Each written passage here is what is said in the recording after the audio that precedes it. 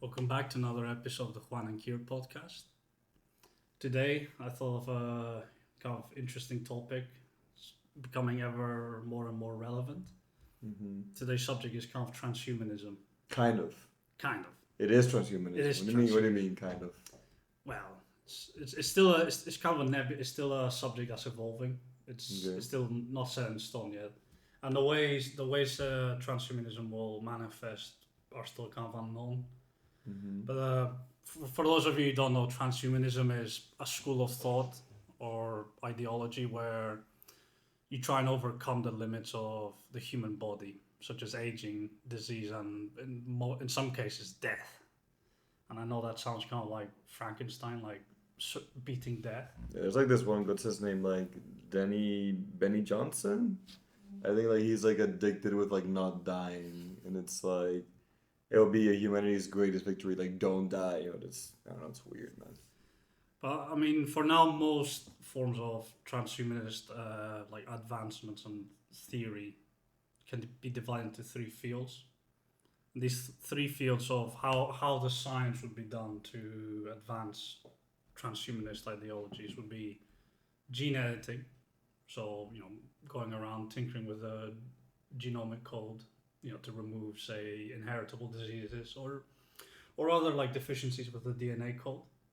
Then you have the cybernetic path, so implanting devices, whether it be externally, such as exoskeletons, or internally, so neural implants, artificial organs. I want to make a distinction, like with cybernetic implants, the transhumanist thought doesn't count stuff like prosthetics. Okay. If it's only to replace something, that's normal. Like say you lose an arm and you get a prosthetic, that's not a cybernetic transhumanist upgrade because it's not going beyond the limitations of your body. Well, like not even if your arm has like a TV screen. See that's the kind of slippery slope. If you start adding stuff like that goes beyond what is normal, that will be evolving. Yeah, so that'll be going beyond the limits of the human body. But like for the sake of discussion, if we say something like a prosthetic or like just replacing an organ, isn't like a pacemaker wouldn't count because that's just helping your body keep up with what it normally does. But if we talk about like full like metal heart that does everything twice as fast, makes you twice as strong, that's a different story. That's cybernetic. And then the final path in the transhumanist progression would be the synthetic augmentations. So no longer just replacing parts, but fully replacing the entire body into a synthetic form. So robotics or becoming a digital becoming concept. AI. I think this is an interesting topic, like within the obviously like by itself, but within the interesting of the channel, like the last 10 years, and good old Elon Musk always looking towards the future, like doing stuff like Neuralink, and I remember like the guy that is I think it's Neuralink with like the guy who is a paraplegic, like being able to play chess. Like I think that's like something that's pretty amazing.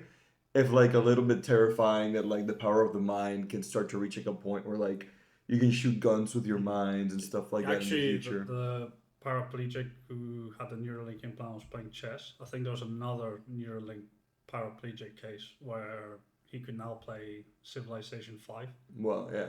Which, I mean, when I saw the like interview, I was like, damn, that's good for him because like it must be boring as fuck. Yeah. Doing this condition, and he said it was the one thing he wanted to do more than anything. And I think this technology can be and just as how terrifying it is, like it could also be like really wonderful in this way that it'll make people who are disabled or who don't have the ability to do certain things to like gain more abilities. Like it'll probably make humans more productive in a lot of different ways. Obviously, like the kinks aren't ironed out. I think like the person who played chess, like a lot of his connections were like removed because like his brain was moving, and so like the connections like didn't stay with like the chip, and so that's obviously like some difficulties that will have to be ironed out with time. Whether I mean, who knows? Like that seems like a difficult problem to solve, but I'm sure scientists can do it. But my interest is like it'll make us more productive, it'll make us like more efficient, and it'll add powers, capacity to human beings. But like I think it's really key to and we're gonna discuss more about this, but like how we distribute this technology to people, like who gets to live 200 years, who doesn't. Mm. And you can already see this in some places, like some places in the world have like a life expectancy of 60 years, 50 years.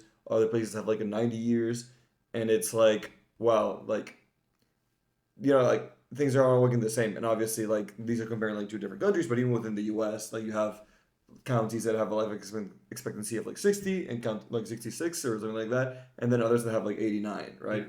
And so like the access to like this empowering technology, because it will be empowering for people, is something interesting to talk about. And obviously, whether we should even go in one of these directions and which direction, I think is also an interesting conversation too. I think with the three paths I mentioned, they're kind of on a sliding scale of least changing the human body to Mm-hmm. like completely altering it, or in some cases replacing it entirely with a non-human. I think right now, gene editing is kind of the one that's the most like accessible in the sense like it's already exists in some forms.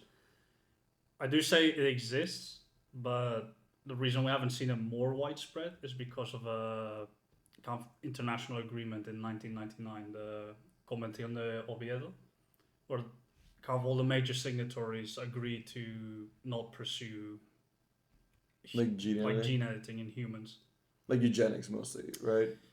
I Is the think the case. idea was they would allow maybe say for medical purposes, like if you can find a way to like maybe fix like deficient like DNA code, fine, but they wouldn't allow people actually going beyond like say replacing one gene for another just for the purpose of say making yourself smart, which is another thing. It's not been like found yet how to do that because intelligence is a very complicated subject. I'm also hearing it almost always is like Chinese researcher discovers how to like not have the gene for Alzheimer's and There or whatever. You know what I mean? about a Chinese man, there was a case, I think it was 2016. A researcher got in trouble. Hey, Juan, because he allegedly had made the first babies ever through like embryo editing. Like without parents. Yeah, without parent, and his goal was to try and make them immune to AIDS. Fair. Now, I mean, how you which would test that they yeah, were immune to AIDS, I think, is a horrible question. But like, are you gonna wait like 25 years? And that would still be bad, or you're not gonna wait? You know? he Uh, he got in trouble for violating yeah, the like convention. as one should. And it's like the worrying thing with like we're reaching like a point of technology where we're like starting to reach things that were like thought about in the realms of gods like 1,000 years ago, like the ability to create life and make intelligent life. Like we can do that. We've cloned like sheep, like Mm, or we can clone like from ages ago. mm, Like these have been things that humans have been capable of for like at least 70 years, and we just chosen not to pursue it because pursuing it would be to like demystifying life. And if we demystify life, like our own human centrism and like our own self importance kind of vanishes, I think. Because like if you say that like all we are like can be made in a lab, like a little bit Tony talking to Cap, like everything special about you came out of a bottle, like if that's true, then it's kind of like fucked up for like what that means about like the value of life and whether or not we should respect it and stuff like that, and whether or not we are more valuable than like the animals we eat, for example, or like is it all like is it all like arbitrary? Like do we just choose it because we chose it? A little bit. mm, Like, and you have certain like philosophies that can like gel with this. You can have like existentialism can be like, yeah, this is truth. Like it's all arbitrary, but we can decide. mm. But obviously the more essentialist people, they'll have a hard time Yeah, by the time that we are that we make that we start making humans. And like imagine like there's like this like it's very doable for like some person, like hey, like some person with like long-term vision and being like, hey, we want like to have like armies of people, but like what if we just raised them ourselves instead of like made them like conscript, and this kind of stuff will be possible, more possible. This touches more about like gene like gene manipulation more than like gene editing for like transhumanism in general. But I think that there's like this discussion of whether or not like technology like aids the in like aids like everyone or aids like the individual, and I tend to work towards like the individual. And this doesn't mean that like even a person with the most resources in the world, they'll be able to like learn a lot of stuff through the internet, right? But you won't be able to like within a month or years like open up a factory with like someone who does have like resources will be able Yeah. to open up factories, open up like create corporations, pay scientists to do what they want. And so I think in general like technology aids the individual and the most powerful individuals. I think in general like that accrues more and more power. You can see especially what's happened with like social media where like you have these network effects, you have these network and capital effects where like these people are so big that they buy all the other competition, and they also have like this network effect where it's like their product is only useful because everyone's on it. That like they become like this gigantic platform and creates like dynastic wealth. And I Obviously. think with transhumanism, you can be like, well, you only get the best implants if you're my workers. And you can maybe be like, oh, and if you're not my, and if you stop being my workers, you lose your implants, kind of things. And I was watching because we were talking about doing this topic, and I started watching like Cyberpunk 2077. Well, no, Edge Runners. Sorry, Edge Runners, my bad. And like, there's a thing where like, he doesn't pay rent, and so like the door to the house doesn't open, and it's like, man, that's fucking horrible. And I also like thought the same thing about like with the brains. Mm. You know what I mean? Like, can you be like, oh no, this chip or like you're calling because like they have like calling with like within the Yeah. heads.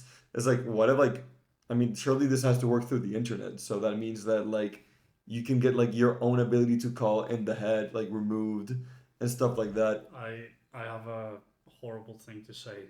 This is not just a thing of fiction. It's already happened in the real life. How so? In 2013, a woman with severe epilepsy had taken part in an experimental trial to implant like a device inside their brain that would signal to her when an epileptic seizure was going to take place, like give her a warning in advance, because it would read the brain signals and offer like a prediction, so she could take medication specifically to not have epilepsy. So she said after the implant, her life like just went so much better because like she Mm, can now drive, she can now she could do everything she couldn't do before without having to live in fear of. yeah, I'm hearing that. But the company went bankrupt, and they told her that she had to remove the implant, force it like against her will, because they said, look, we're going bankrupt, so we're not going to provide services anymore. And she's like, no, no, no, like I'll be willing to pay for it. She, from what I read, she was willing to remortgage her house just to buy the device, and they told her no. So they removed it from her, and now, of course, where her like quality of life was poor, and then suddenly went shot up. They now told her like you have to go back down here, Like and that's just for like one particular case. Imagine if it's now widespread and it's now much more conditional on, say, you don't pay us, you yeah, don't obey us in like in a work setting. yeah.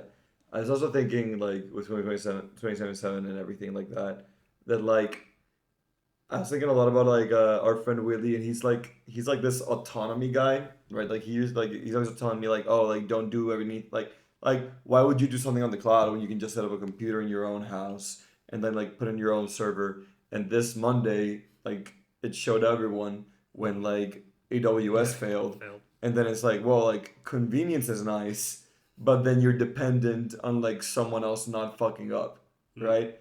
And it's like in the case of this person, like the company failed, and it's probably like there was probably like some liability that they could have been liable for the product, but they weren't going to employ people to like check everything and do the constant checks. So they'd be like, hey, no, if something goes wrong, you can probably mega sue us, and we're not going to be able to like pay anyone to like monitor the situation. Mm. And if you like this contract we signed has like something like that, or like there's no the law just makes it so that anything we put in your brain makes us liable, like it makes sense from their point of view that like yeah we can't do this, right? And it's like there is like this tension, and I think this also talks about the free trade episode a little bit, between like autonomy and convenience, right? Like obviously like when everything goes right, convenience is the best thing. But when things start to go wrong, you're like, oh my God, like actually autonomy not that bad. But yeah, it's an interesting balance, right? Because like I think that in general life is better when you have like everything like providing services for everyone else. But like when you depend too much on someone, that someone has a lot of power over you, Mm. right? And I think in general, like if you make technology like patented and like copyright protected and stuff like that, and you make it so that people can control like imagine if like Samsung or Apple could just like shut down your phone, right? Well, I mean, they can. No. I don't think they can. No, they can't. Well, I mean, No, they can't. they can, I think, legally. They could do it. I don't think they can. No, I mean, it's just a computer that you own, Well, right? but think about, like, you know, in the cases like They can shut someone down your. steals your phone. Like, I don't know, like someone steals your phone and you call Apple and say, look, my phone got stolen. They can remotely, like, brick it, I think. Okay, maybe Apple does that, but one of the many reasons why I don't fuck with Apple, and I do the open source software system that anyone can change and all, like anyone can change, alter, or do whatever they want with it.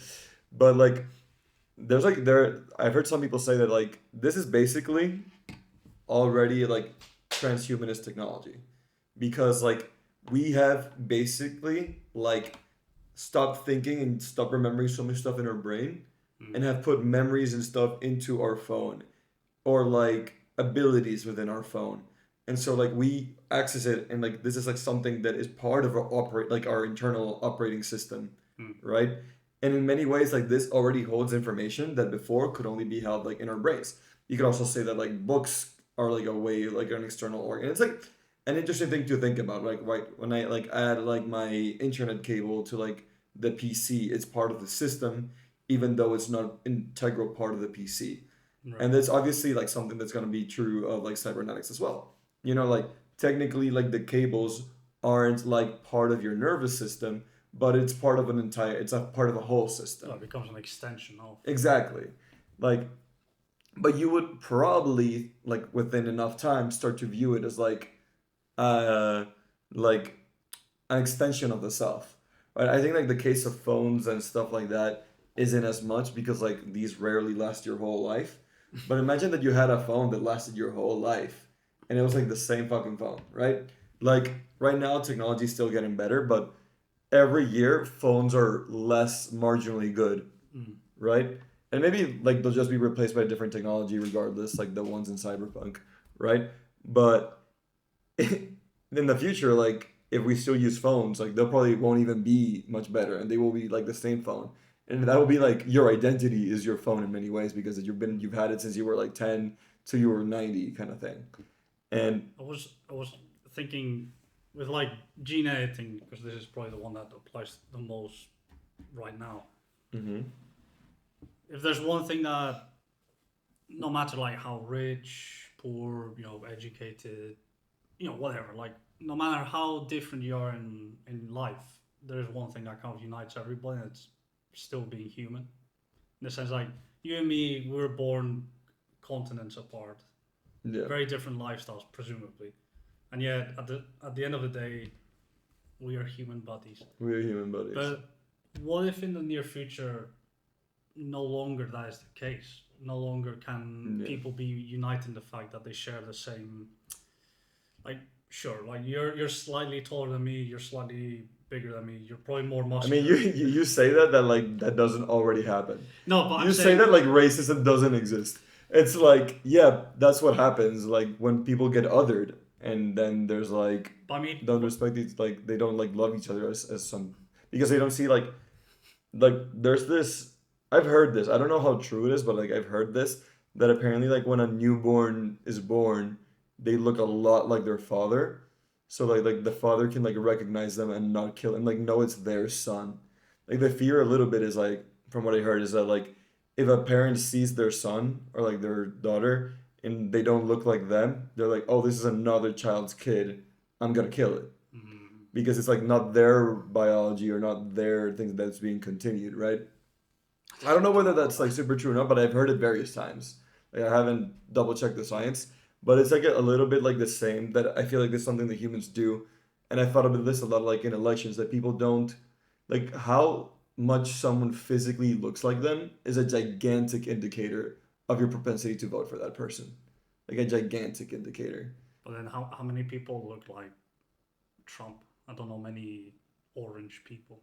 Like Yeah, but how like many Oompa Loompas from the versus 1970s from the Kamala versus other people. You know what I mean? Like, yeah, I think like Trump looks like no human because he's painted orange, so he's like a Rorschach test. You can see whatever you want within him. But but the point is that like I think that it's really like the case where like if people start identifying themselves as like more than humans, like then there's a problem. We were gonna talk and maybe perhaps it's gonna be later on, but I guess we can just talk about it now about like the change from like Homo neanderthalis to Homo sapiens, and some of the belief is that like obviously like the genetics were similar enough yeah. that Homo sapiens and Homo neanderthalis like they could like do a little bit of breeding together, Mhm.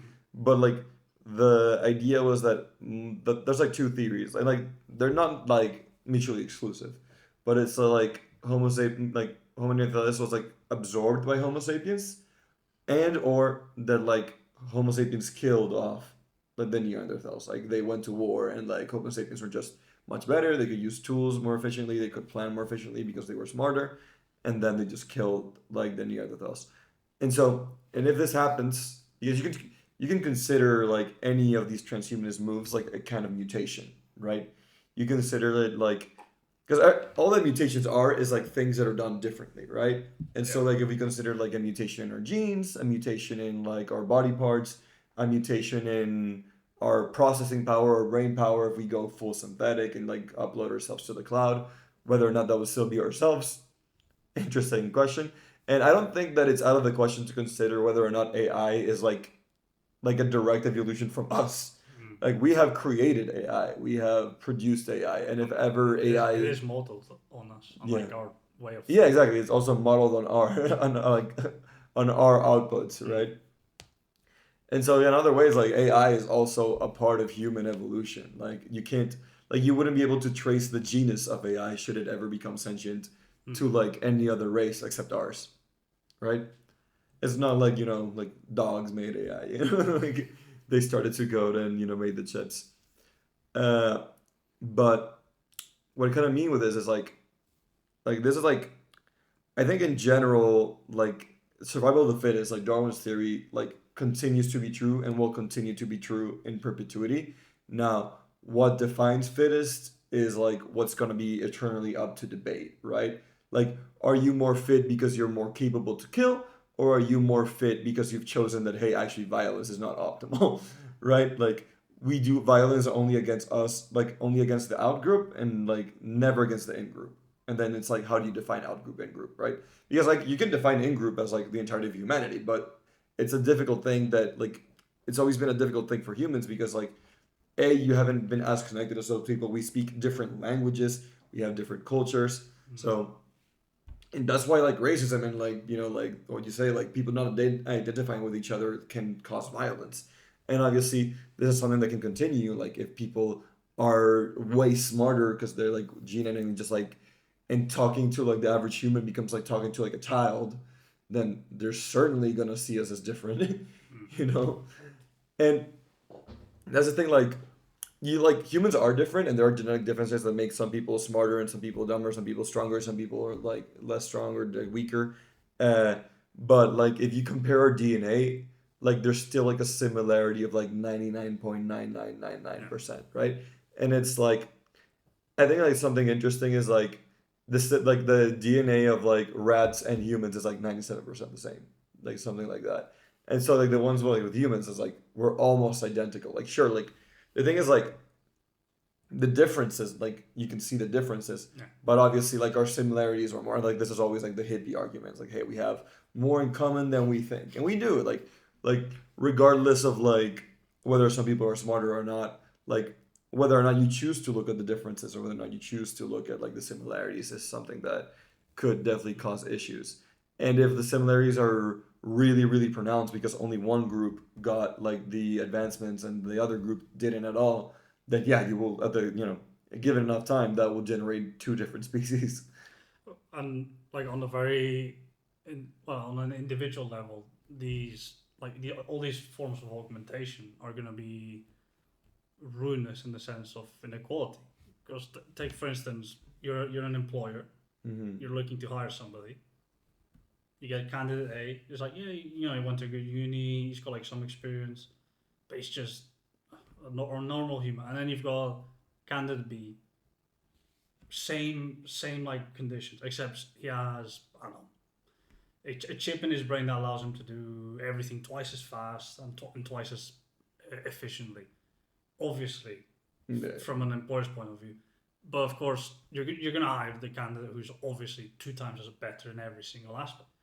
But obviously, not everybody is going to be able to access the ability to have these implants. And eventually, over time, like the gap of inequality I mean, is going to I spiral. struggle to say obviously because I think that like how the 20th century showed, distribution of resources is completely a question of willingness, right?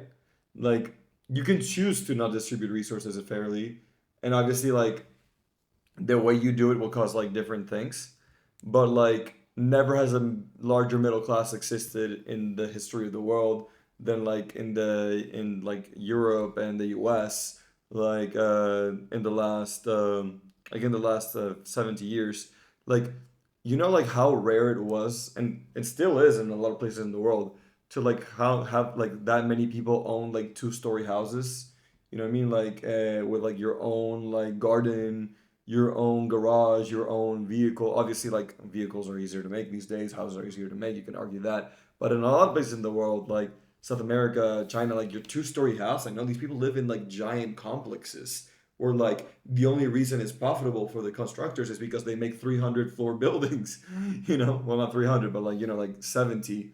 And so it's like, well, like it's very like cost effective on the land because like you have like this small of land and you just make it vertical, right? But in the US, but obviously that's like less quality of life because you live like in this gigantic complex and you don't have like as much privacy, and you have to live like door to door with your like wall to wall with your neighbors, and like the privilege of not having to live wall to wall with your neighbors, like having your own small, like obviously not, it's not gigantic, but small parcel of land which is yours, is a gigantic I say privilege that like was not normal like in the 18th century, the 17th century. Like owning that much land for yourself, like you would probably be like a peasant that rents it out for like a feudal lord, or like that certainly was what happened in China, for example. uh and it so happened like, again, like obviously like there wasn't as much state control back then because we hadn't covered as much as the planet, we weren't as powerful, we didn't have as fast transportation, but like you still have these systems like that. And so I think that yes, like obviously it could create inequality, but I think that inequality is completely a function of willingness, honestly. Because I think that there are natural inequalities like natural intelligence. Well, I mean, we say natural, but these things will be able to be controlled in the future. Like Like think for example, 300 years ago, like what was the average literacy rate? Around like 5 to 10%. hmm The vast majority of people were illiterate and uneducated because, simply put, education was inaffordable. yeah, I know, but what I'm And yeah, saying, like I know what you mean. Like in some cases, inequality will just kind of can be like willed out. Like it can be erased by I want to choice say erased, but like I think erased is or saying too much. attenuated. But yeah, attenuated for sure. But that's the thing. If without any effort done to like correct it, it will spiral. Yeah, I agree. I think that And I without constantly yeah. monitoring, like it, I think without constantly monitoring, it does tend to inequality in the long And I term. think with like education already, like nowadays, it's hard in a lot of cases to justify to people like giving all like public, what universally accessible education of the highest quality. Because a lot of people say no, like it's going to cost me in taxes. It's not popular. Could you imagine Yeah. like now trying to Well, that's convince because people? people are dumb. I know, but like imagine already, like it's hard enough already to convince people like we need good education for everybody. Now imagine trying to convince the same kind of people we need to guarantee access to everybody for cutting edge, like nanotechnological implants. Impossible. Like the Yeah. money, like so that's my concern. Like I that's the concern of other like leading. There's Rafael Euste, like a leading neuro rights advocate. One of his proposals in a kind of like constitution, shall we say, for like neuro rights is like a guaranteed method to ensure that everybody gets equitable access. Because their argument is if we allow these things to take place without any like form of distribution, it's just gonna like yeah. concentrate. I think in general, and I mean this is like the thing that I've been like ringing the bell on for the whole channel, is like the only way to guarantee, like you can never guarantee 100%, but to guarantee the majority that it's like fair and obvious is not about like this like having a central entity just give things out. It's about like distributing power among everyone. Because if everyone is powerful enough, everyone will be able to ask for their cut, right? The thing that happens is even if you have a central entity that is like benevolent at some point, if they're the ones who choose who gets it, it's like, oh no, you didn't vote for my party or you didn't do this thing, so you don't get it. And then the inequality doesn't become like the capitalist inequality, but it becomes like the party and ideology inequality, right? It becomes like, which is a lot of, I think it's something that's pretty like Soviet Union pilled in my opinion, where it's like, I'm not gonna say that the only system that doesn't have meritocracy is like um, is the Soviet Union, but what I'm gonna say is like I think like the Soviet Union party ideology system, something like that, like really rates itself to like be ideology pilled and like not rock the boat. Because if you rock the boat, then it's like, hey, why don't you agree with what's best for everyone? And it's like, hey, I just disagree that that's best for everyone. It's like, no, no, no, but everyone thinks like this. So you can't think like that. If you think like that, you like get denied. And so I think that like I think that the system, the best system to like make sure that everyone has the power to get what they need is to give everyone as much power as they can, you know?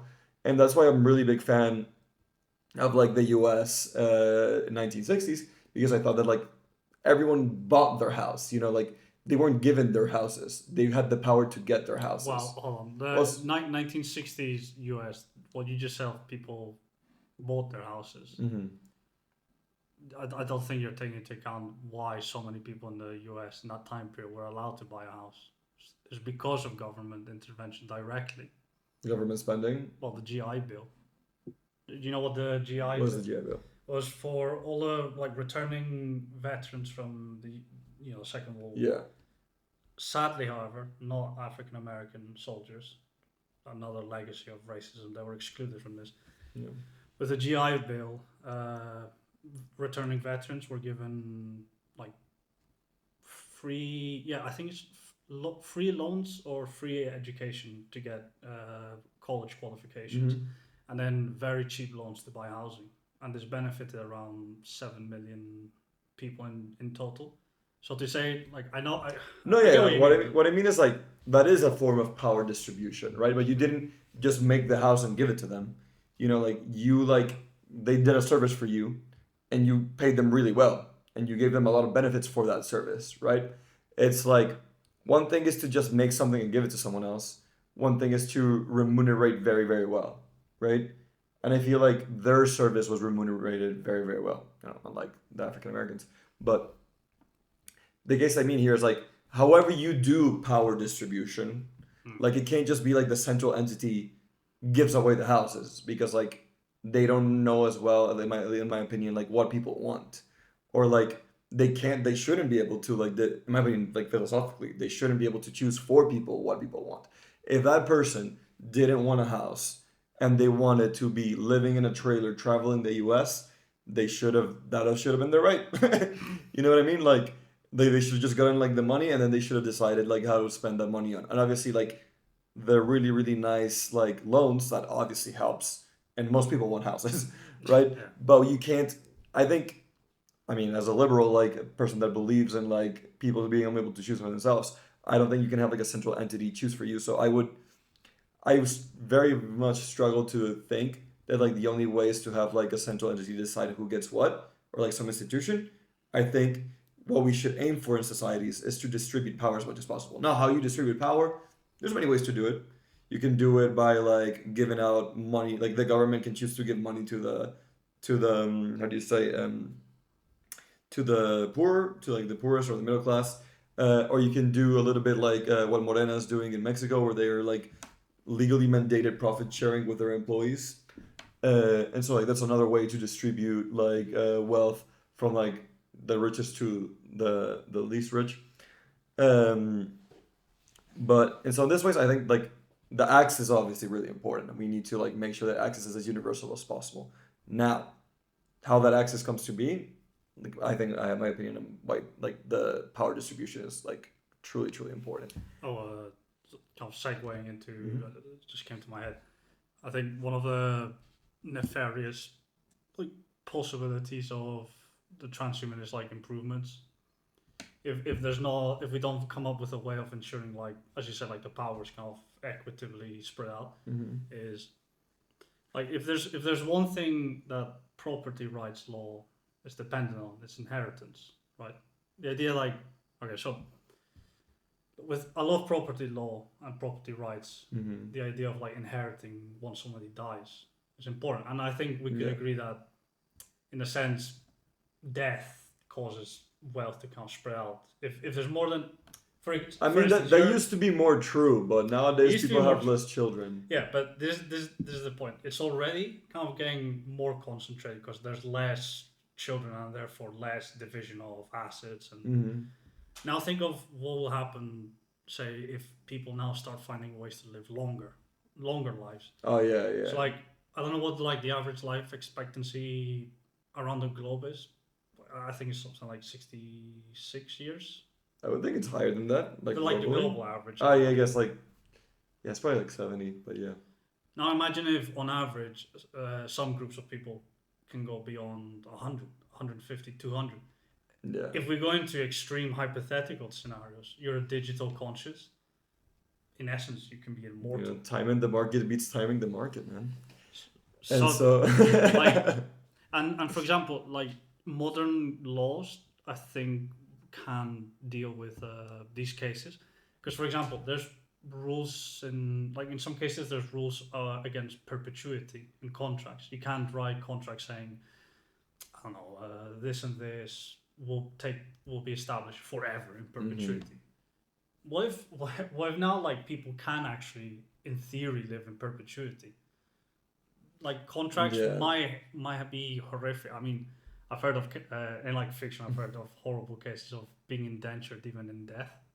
It's like you're revived and then you keep working. It's like you work from the saves. Your like great grandfather worked for the same slave master that you did, you know, and it's like, no, yeah, that very well could happen. And honestly, like longevity is something that would definitely like play a role. Like now, like would our brains still be sharp at that age? I think it's I think it's almost impossible that like without doing the completely synthetic route that would happen. I think like the only like completely 200-year-old like persons, if you wanted to say that, would be like complete AI. I think that's the only, and even then, like I'm sure metal wouldn't like oxidize it. But that's the thing. If the metal, I mean, computers, this shit lasts less than my lifetime. I'll tell you that much. But like, if you make them like you make these, they ain't lasting 200 years. But as long as you save like the SD card. Yeah, exactly. No, but the SD card, I think they also deteriorate with time. I think it deteriorates less, but I think it also deteriorates with time. That's the thing. When they manufacture a phone, they want you to buy a new one. When the rich, like when the super elite start building like robotic shells, they're not gonna say, "Oh, I'm gonna buy a new one in 5 years." They're gonna spend the money to ensure it lasts longer. Yeah, they'll probably do there's probably a hard limit to how long. But that's the thing. Like if you're able to say like gene editing, with gene editing, you can start out life like, I don't know, you start out as a parent, you go to a clinic, like a gene clinic, and say, I want the best, I want everything for my child. So then that child will kind of have a great head start in life. They can, in theory, live longer. Then as they start growing up, maybe things start going wrong, or they just want to get better. They say, you know what? I want a neural implant. I want, I don't know, a metal exoskeleton underwiring my body. That will push their life even further. And then eventually, maybe the limits of like the biological body will start to notice. Even if you give it everything, like the best of the best, digitize your consciousness, and then as long as you maintain a good like practice of data. Yeah, but digitizing your consciousness, in my opinion, is just killing yourself. I think most people would reach that conclusion as well. It's like, yeah, it's hard to say, and it's like, it's definitely hard to say. Well, but speaking of digitizing, remember, I don't know if you knew about this years ago, Kanye West paid somebody to make like an AI avatar of, I think it was Kim Kardashian's father. Oh yeah, Caitlyn. Yeah, but they pre-Caitlyn. No, then was somebody. Oh no, his actual father, like her actual father. Yeah, not keeping up with the Kardashians. Like he had passed away, so they got this image. Shit. Like they created this avatar image of the father. Mm-hmm. Kanye West just told the guy who was like programming the avatar, like, yeah, just make him say like really cool things about me. It's like I love you, my daughter, and it's like Kanye West is a great human being. It's like that. I thought that was ghoulish. That was bad. Maybe that's the path of like digitizing people's consciousness. That's kind of part of the plot of Cyberpunk. One of the main plot lines is a device called Soul Killer, which in essence kills the person but saves a digital construct of her personality. Yeah. But in game, they market, like in game, there's publicity for this device. They don't call it Soul Killer because it's too ominous. But the part of the publicity campaign is secure your soul, and I thought, oof, that's not good. Like, also I don't know. Do you think how would the Catholic Church react to, like, secure your soul? Because that's their shtick. Yeah, you know what I mean. They're not gonna be happy. Play the clip of like Walter White, get out of my territory. But no, yeah, I definitely think that in terms of like we were speaking, like we went to this whole tirade, like this whole different path because we were talking about like agelessness, but I think like that would be a gigantic advantage, right? Like if you could just like a person that just has like imagine like you had just like you had all this like lifetime of memories and you had like instant lookup, like entire history of you in Black Mirror. Black Mirror's a great show. Maybe we should talk more about Black Mirror today, but I haven't seen it in a while, so not today the day to talk about it. But in general, it's just like what I said before about timing the market beats timing the market. If you're a person that's smart with business and you put in some money early on, like that, and you like have it like in the general market, and let's say that like, and this is like the biggest assumption is this: no revolutions, no wars. This is the biggest assumption because I think it's very possible that there could be revolutions or wars in systems like these because they seem like not ideal.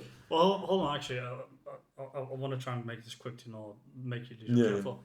But with how the brain works, more or less, like if you shove like electric currents into regions of the brain, you can cause people to like if you mess around with the limbic system, you can cause the like muscles to jump up. But if you mess around with like the parts of the brain that regulate emotion, you can cause people to go haywire.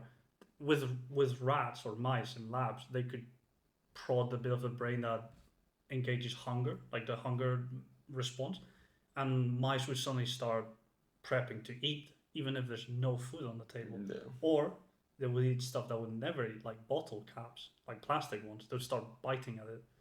So you said in this future there might be a lot of revolutions and war. What if you just put implants in everybody and make them unable to like gauge anger or resentment? And you're saying to me, oh, that sounds hypothetical. We've already done this in real world. We can manipulate people's emotions. I think it would definitely be difficult to like ensure that every single human being like is like that. But it's difficult? Like this is why I'm completely against centralized systems when I really think about it. Because like however it's centralized, whether it's centralized because someone was like the greatest capitalist of all time and therefore owns everything, or it's centralized because like one party took over power and they decide like how children or babies get chipped when they're born and they do the verification of how it's done.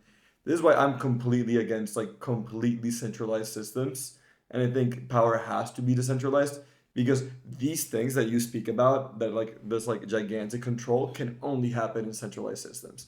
If you have power be decentralized, that is impossible for it to happen because like every group would have to be doing it simultaneously.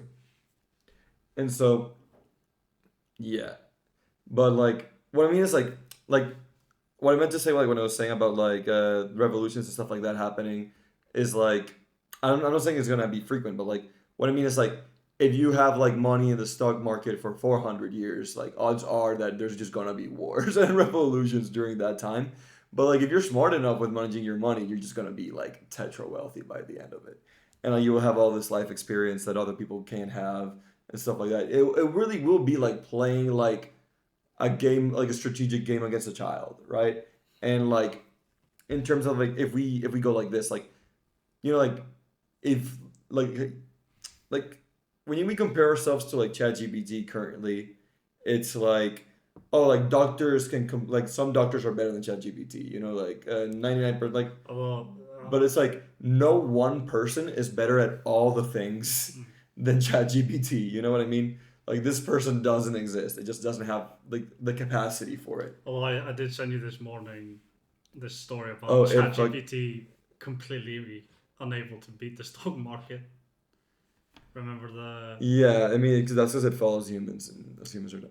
But like But we're better than. I think I cannot perform the AI in losing money. like yeah, that's true. That's true.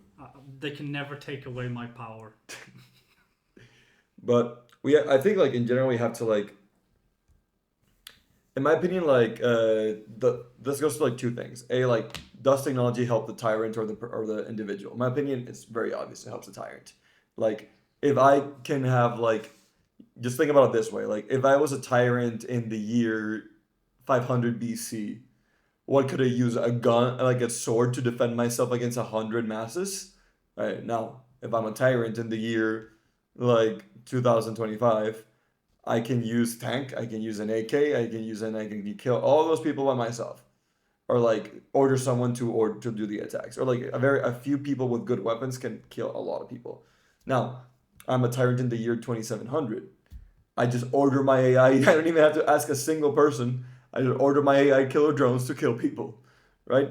And so, in my opinion, like technology aids the tyrant and the individual.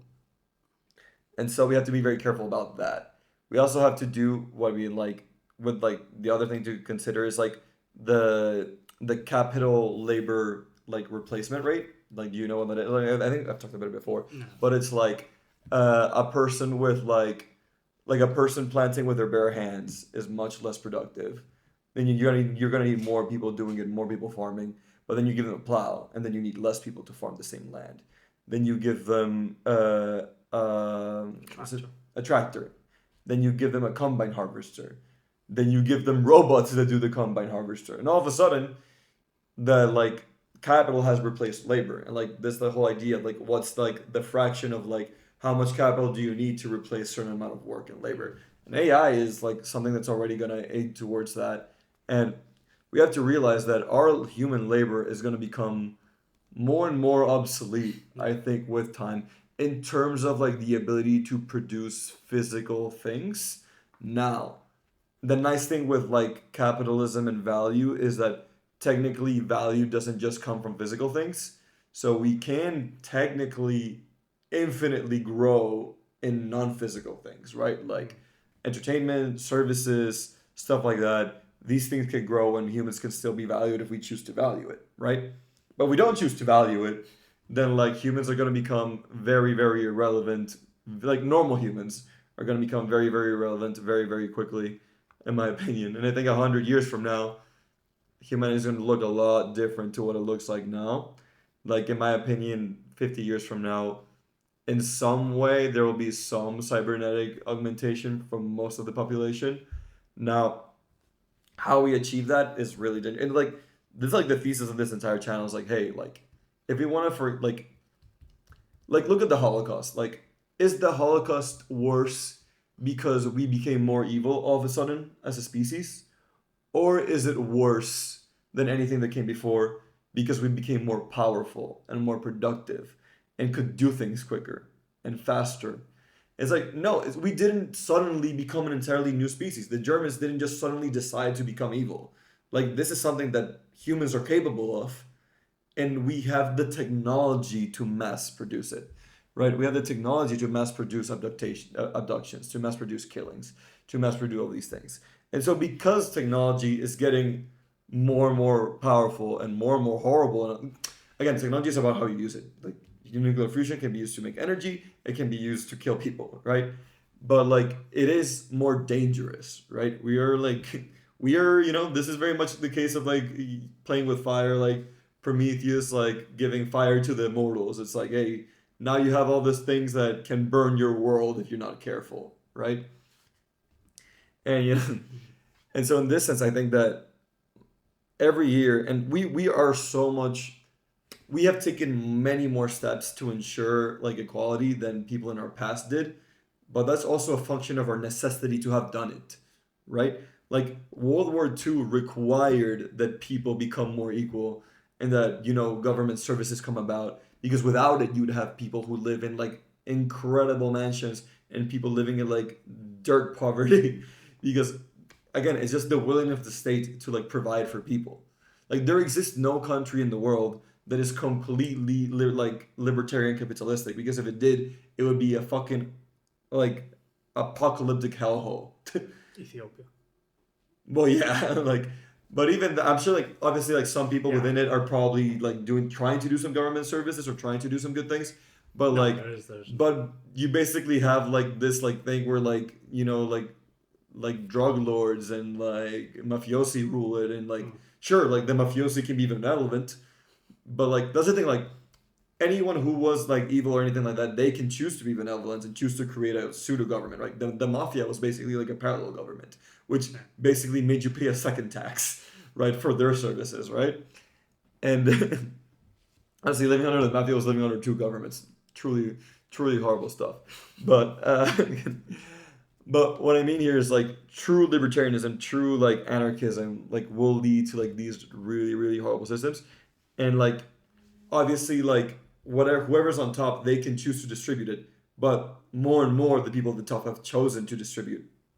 Now, how people distribute has changed. It's like some people prefer to be charitable. Some people think like, oh, like no, I'm gonna pay like tens of millions in charity but I'm gonna avoid paying 50 and millions in taxes.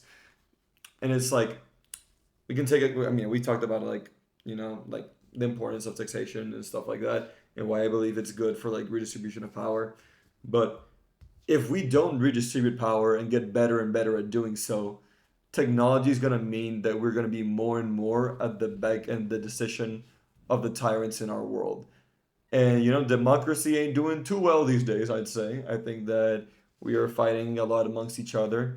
And whether or not like we get back to like a new enlightenment, like a new like love for liberalism, like what happened like after World War II and the Enlightenment itself, like these things happen in cycles, and I just think that we should like figure this shit out ASAP, right? Because we will figure it out. Like humans will realize at some point that, oh, that system where everyone is more equal, that leads to better quality of life for everyone. Now, I mean, not for everyone, not for the tyrants, not for the hyper riches, but for most people. But if we don't figure it out, then we may live through some horrible times in the meanwhile. And that's what I'm saying. Like, if you thought the Nazi, like, again, like in my opinion, like human nature hasn't changed since Nazi times. We are basically the same humans. Like enough time hasn't happened that evolution has reached like such a sense. We are more liberal. We are more globally connected than ever before. That is true, but we also have stronger and more powerful technology than ever. Like so, the abilities, like the things that can happen if we choose, like if someone like the Nazis came again, the things they would be able to do with the willingness to do it that the Nazis had would be absolutely horrible. Just like mass drone attacks in all the countries, you know. I mean, I'm sure some nuclear bombs would be sent before that. Thing is, like, as much as like all out like drone swarms and I don't know nukes and missiles are horrible, terrifyingly so. Like death in this horrid scenario would be a mercy. Yeah. Because like, and again, this is my concern with like the subject. It's not like it's just the realm of science fiction. It's already happening. Yeah, it's just way. it's not being perfected. 1960s CIA, MK Ultra trying to brainwash people through cocktails of like LSD and whatnot. But like the only reason they didn't use that is because it wasn't that particularly effective. But like now, like if you can directly go into the brain. Also, there was I failed to mention there's a study before using fMRIs. They can now kind of transcribe your thoughts with surprising accuracy for what it is now. Like they can just scan your mind and produce what you're saying to yourself. Sure, the technology now isn't that good, but 10 years time, Yeah, 10, AI. 20 years. So like I'm thinking with the future tech Nazis example, death will be the preferable outcome. Well, yeah, because exactly. you could be enslaved both physically, mentally, and spiritually, depending on how cruel they are. Yeah. I don't know. What a cheerful Saturday. Exactly. We have to start wrapping up, but I'm gonna leave in the same call that I usually leave it, which is like, hey, you have to think about how to distribute power, because without doing so, this is what it leads to at the end of the day.